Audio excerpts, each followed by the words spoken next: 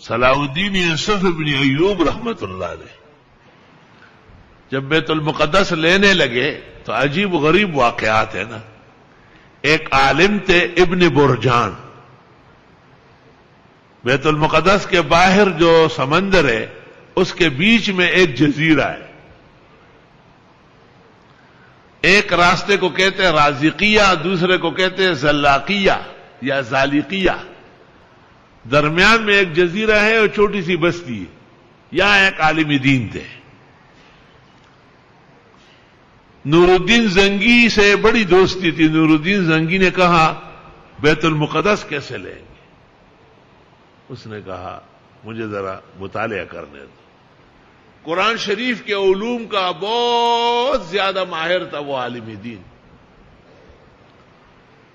اس نے سورۃ روم کی آیات سے ایک خاص علم کے ذریعے یہ نکالا کہ 583 ہجری ہوگی، رجب کا مہینہ ہوگا اور دوسرا جمعہ ہوگا اور اسلامی لشکر بیت المقدس میں داخل ہو.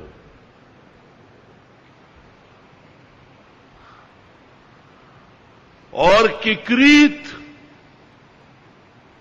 جو صدام حسین کا علاقہ ہے، کردستان میں جگہ ہے ککریت، وہاں سے جہاد کا بگل بجاؤ کہ اے مسلمانوں، بیت المقدس مسلمانوں کا مرکز ہے، اس پر یہود و نصارا نے قبضہ کیا ہے، بھئی یا فتح ہو یا شہادت. آؤ اور آہستہ آہستہ دریائی راستوں سے چلو. چنانچہ نور الدین زنگی نے پورا کا پورا طریقہ سمجھ لیا اور شیخ ابو ریحان ابو الحکم ابن برجان، یہ برجیوں کی وجہ سے، ایک بر زارقہ ایک بر رازقہ، درمیان میں جزیرہ ہے، اس وجہ سے برجان کہلاتے ہیں. لیکن اللہ کے کام بھی عجیب ہے. نور الدین زنگی نے ممبر بنایا کہ فتح کے دن اس پر کھڑے ہو کر خطیب خطاب کرے گا. لیکن افسوس کہ نور الدین زنگی رحمت اللہ علیہ اس مقررہ سال و تاریخ سے پہلے فوت ہو گئے. غالباً 567 میں فوت ہو گئے. 20 سال باقی تھے.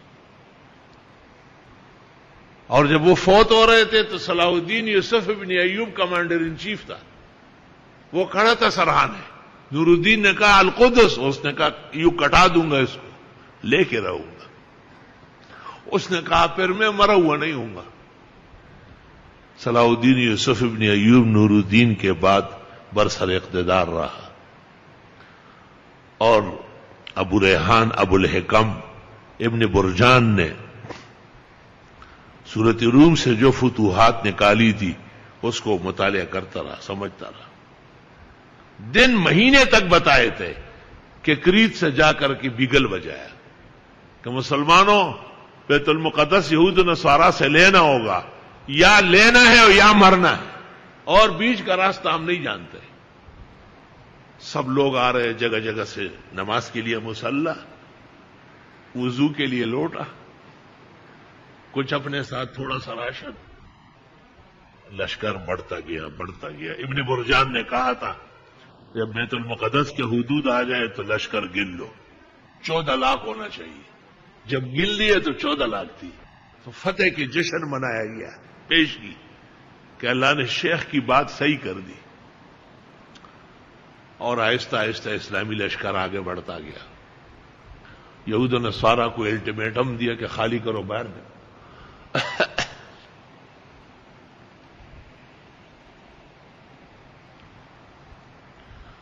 اور بہت گھمسان کی لڑائی ہو گئی. اور صلاح الدین یوسف ابن ایوب کے 16 بیٹے تھے. بڑے بیٹے کا نام فاضل ہے اور چھوٹے کا نام عزیز ہے. وہ دونوں صف میں ساتھ ہیں اور سلطان اگلی صفوں میں ہوتا تھا. بہت کمانڈروں نے کہا، انہوں نے کہا بیت المقدس کے لیے جہاد ہو رہا ہے اور میں گھر بیٹھوں گا، یہ ہو ہی نہیں سکتا ہے. آگے آگے آگے آگے. صبح کا وقت ہے، صلاح الدین کو دکھایا گیا ایسی لاشیں پڑی ہے کفن میں شہداء کی. تشریف لائے, ان کو ایسا دیکھا اور ایسے آنسو گرے اور ہاتھ اٹھا کے دعا مانگی. اور کمیٹی نے بتایا کہ بس اب تھوڑی دیر میں ہم داخل ہو رہے ہیں. سیڑھیاں بنائی تھی, سیڑھیاں, ان سیڑھیوں پہ چڑھ کے اندر جائیں گے دیوار پھلانگ کے. اندر سے یہود و نصارا نے ایسی سائنس لڑی کہ وہ سیڑھیاں جو کڑی تھی دڑام نیچے, سیڑھیاں جو کڑی ہے دڑام نیچے. صلاح الدین سائڈ پہ کھڑا ہے, دیکھ رہا ہے.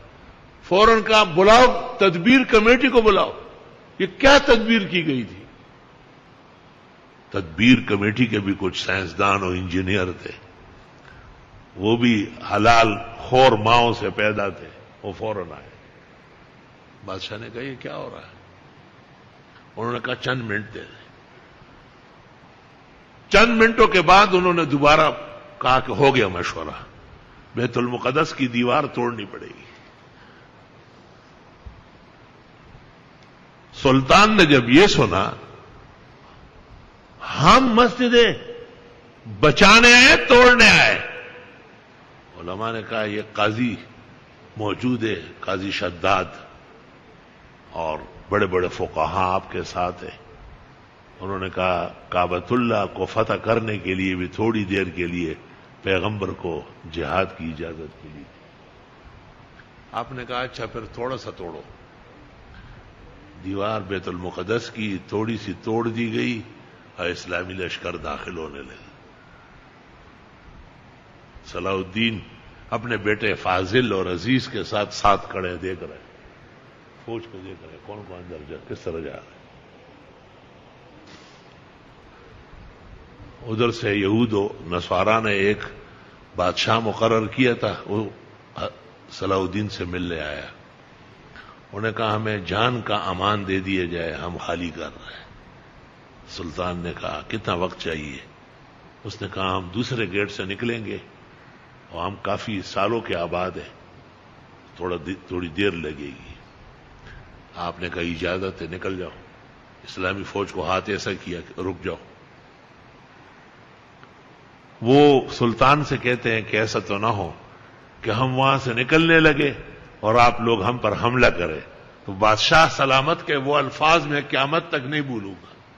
بادشاہ نے کہا انا صلاح الدین لست بمفسد الدین. ہم ایک بات کرتے, ہمارا قول ہوتا ہے, ہم جان کٹائیں گے, اس کے خلاف نہیں ہوگا. انا صلاح الدین لست بمفسد الدین. چنانچہ مقررہ وقت جب گزر گیا تو بادشاہ نے یوں کیا, اسلامی لشکر داخل ہوا. بادشاہ ساتھ ساتھ اندر آئے. لوگوں نے کہا جمعے کا دن, ابن برجان نے بشارت سورۃ روم کے مطابق اس میں کہا تھا کہ جمعے کا دن ہوگا. تو لوگوں نے کہا کہ ابھی تو بہت ٹائم ہے, ہم اندر آ گئے, جمعہ پڑھتے ہیں. آپ نے کہا خوشخبری میں تو حضرت صاحب نے لکھا ہے کہ دوسرا جمعہ پڑھیں گے.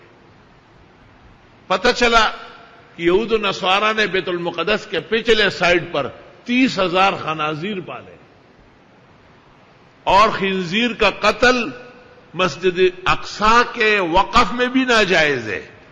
100 یا 200 میل تک جو زمینیں تھیں بیت المقدس کے اوقاف تھے.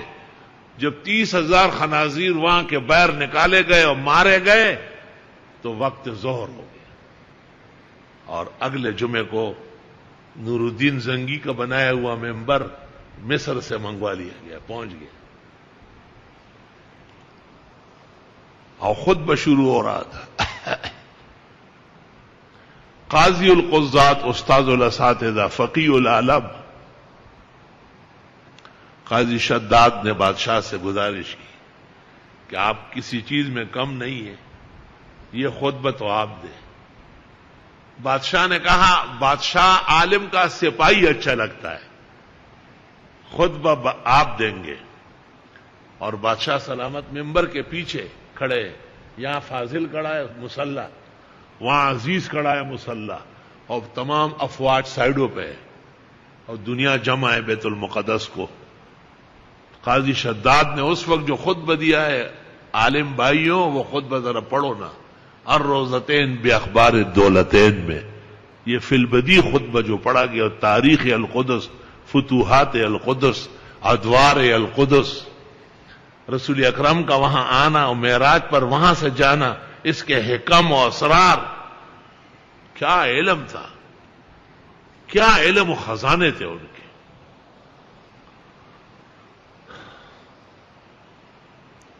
محی الدین تبری نے اس کو نظم کیا ہے. وفتح کا القلت الشہباء فی سفری مبشر بفتوح القدس فی رجبی. اردن میں ایک قلعہ ہے، اس کو کرک کہتے، کرک. میں گیا ہوں وہاں، بہت بڑا قلعہ ہے. پہلے یہ فتح ہوتا تھا، اب وہ مسلمانوں کے پاس ہے الحمدللہ.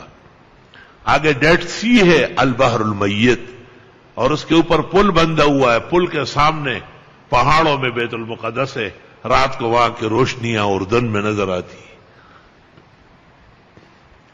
تو محی الدین تبری نے سلطان صلاح الدین کو خوشخبری لکھی تھی کہ یہ جو کرک کا قلعہ فتح کیا، وہاں پر بلقاء ہے جہاں صحابہ شہید ہوئے ہیں، عبداللہ ابن رواحہ اور یہ سارے لوگ، جعفر طیار، اور 6 مسجدیں ہیں، 6 لیڈر شہید ہوئے. ہر مسجد میں ایک قطبہ و قبر ہے. سب جگہ زیارت نصیب ہوئی الحمدللہ. اور یہ 583 ہے اور رجب کا دوسرا جمعہ ہے. اور خطاب قاضی شداد نے کیا، خطبہ دیا، نماز پڑھائی، اور اللہ نے بیت المقدس کافی زمانے تک مسلمانوں کو نصیب رکھا.